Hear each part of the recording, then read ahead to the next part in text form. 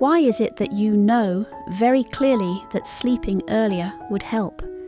That a regular routine would stabilize your mood, sharpen your focus, and make life feel more manageable. And yet, night after night, you still tell yourself, just 5 more minutes. Watch 5 minutes turn into an hour, wake up exhausted, and start the day leaning on coffee already behind. Why is it that you understand, intellectually, that exercise would restore your energy? You've saved workout plans, productivity systems, articles on habit building and goal setting. You've done the research, and yet, when you get home after work, your body feels hollowed out, not resistant, just empty. Even putting on your shoes feels like too much. And why is it that when this cycle repeats long enough, you stop questioning the methods, the schedule, the environment, and slowly turn the question inward? Why can't I be more disciplined? Why do others seem to manage this so easily? What's wrong with me? If any of this feels familiar, then today's conversation is not about effort. It's not about pushing harder, forcing discipline, or motivating yourself with guilt. What we're looking at is something far more common and far more misunderstood.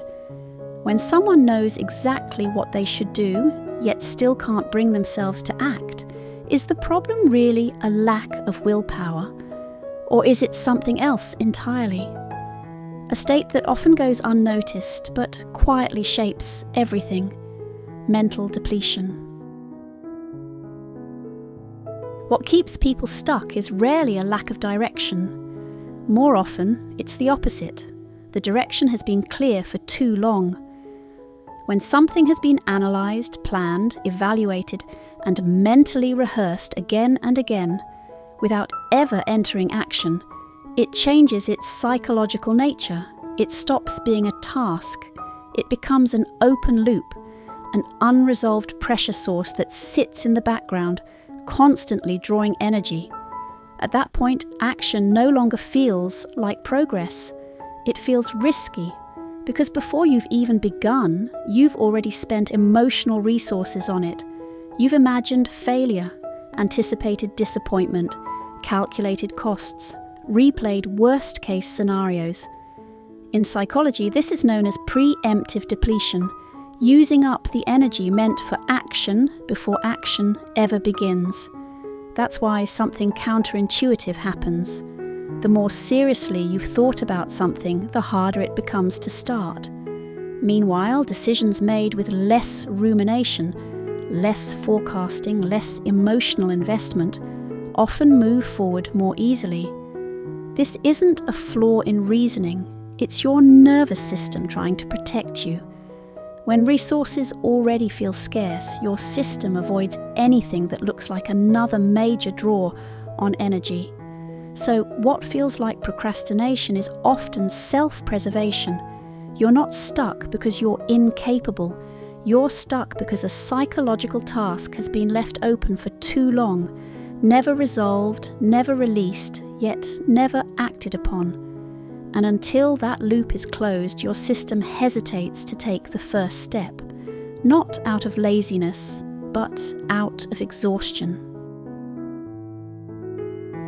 Every person has an invisible limit to how much they can move forward at any given time. This limit has very little to do with motivation, and almost nothing to do with discipline. It's determined by something far quieter: your current psychological load.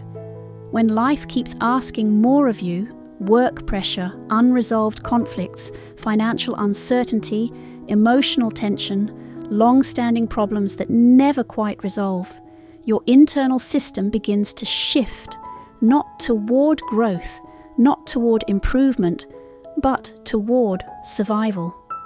At this point, your mind stops asking, "How do I get better?" and starts asking, "How do I avoid breaking?" This is why something strange happens. Even positive actions, learning a new skill, exercising, making changes, begin to feel heavy. Not because they're bad for you, but because they still require energy.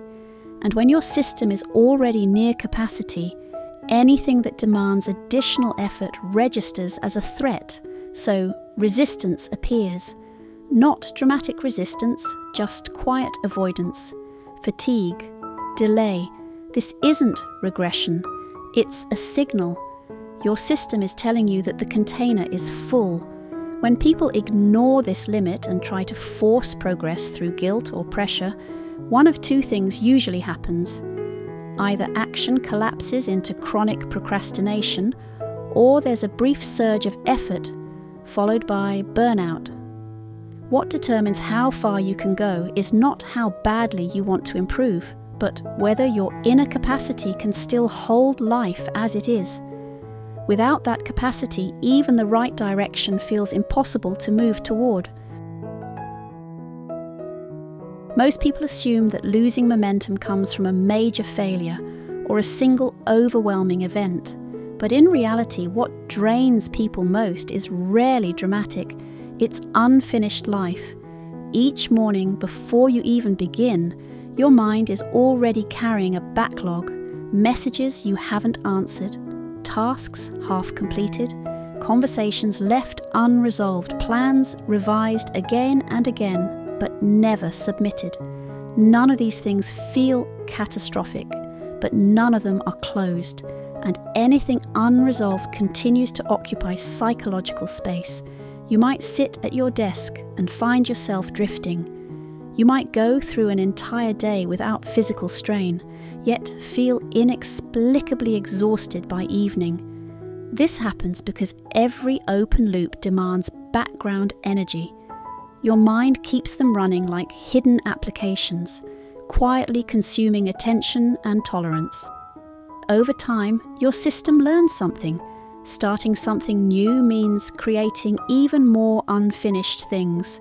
So, avoidance becomes automatic, not conscious, not emotional, just learned. This is why people often say, "I don't feel lazy, I just feel tired before I even begin." What looks like lack of drive is often a long-term energy deficit caused by constant low-level depletion. You're not refusing to move forward. Your system has simply concluded that moving forward only leads to more weight. And until that pattern is interrupted, stillness becomes the safest option. When someone has been running on depleted energy for a long time, their most instinctive response is always the same. They push harder.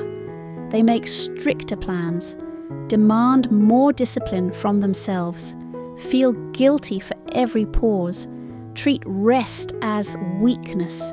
But this almost never works, because on a psychological level, when action has been repeatedly paired with pressure, failure and self-judgment, the brain begins to associate doing with danger. At that point, hesitation isn't resistance, it's protection. You don't avoid action because you're unwilling. You avoid it because your system has learned that action leads to punishment. This is why real momentum rarely returns during moments of force. It often comes back quietly, during a walk, a shower, a moment when you stop obsessing over outcomes. Because in those moments, energy is no longer being used to fight yourself. What actually restores action is not stronger willpower, but a sense of internal safety. That safety comes from stopping unnecessary depletion, closing loops instead of leaving them open, letting tasks end instead of dragging indefinitely, bringing attention back instead of letting it leak everywhere. Most importantly, allowing action to exist without immediate judgment. You don't need to change your life all at once. You don't need to feel motivated. You need to make movement no longer feel dangerous. When energy stops being wasted on self-conflict, the impulse to act begins to return on its own.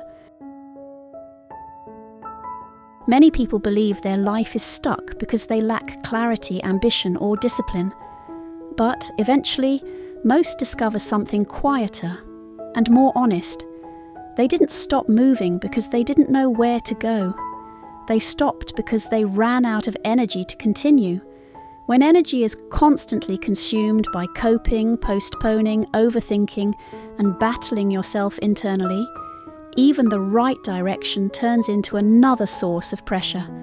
So the real priority is not immediately doing the right thing, it's bringing energy back, not through drastic reinvention, not through forcing optimism, but by slowly ending the states that keep draining you: unfinished obligations, excessive stimulation, harsh self-judgment, and the constant demand to change right now. When you stop treating every pause as failure and every slowdown as a flaw, your internal system begins to reorganize. Action doesn't need to be manufactured. It appears naturally once depletion ends. And when energy finally returns to you, you may realize something important. You never lost your ability. You were simply exhausted for far too long. Life doesn't ask you to sprint endlessly forward. It only asks that when you still can move, you keep going. This is happy psychology. May understanding help you heal, and healing give you the strength to grow.